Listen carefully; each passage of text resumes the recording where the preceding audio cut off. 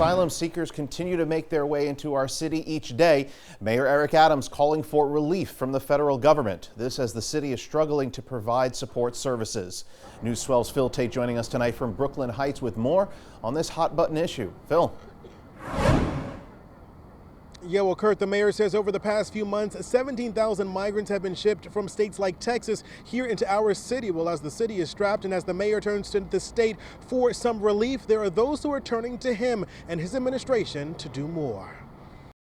We believe that we can have better plans to host people here in New York City that do not require areas or a tent city where we don't know what the hygienic commodities are going to be in the space. Immigration advocates calling on the mayor tonight. This as the city scrapped previous plans to house migrants at Orchard Beach. After much pushback and protest, the city now efforting a new facility on Randall's Island, expected to house 500 people. We are concerned about people's private property and privacy, and where we just think that we can come up with more creative ways to be able to help out. Elected officials also putting pressure on City Hall tonight, writing a letter to the mayor calling the city's efforts, quote, inadequate and goes against our New York values. If our city had coordination or even just cooperation from any of the states sending buses or more support from our partners, then maybe we could have budgeted,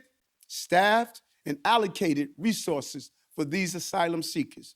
As the city turns to the state for relief, the mayor says more than 61,000 people are now in the city's shelter system, 20,000 are children, and 1 in 5 are asylum seekers. We're talking about potentially 100,000 people going into next year, months away. And we're going to continue to pivot, shift, modify to address the crisis. You know, Phil, while the city tries to figure this out, the people are still coming. What are the next steps that as the city is looking to provide the asylum seekers some relief as they are being bused to our city even still?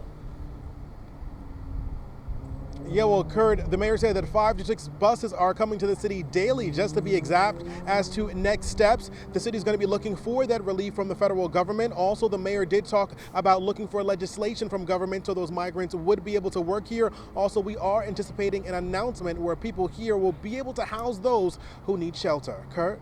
All right, a lot to break down there, Phil. Thank you.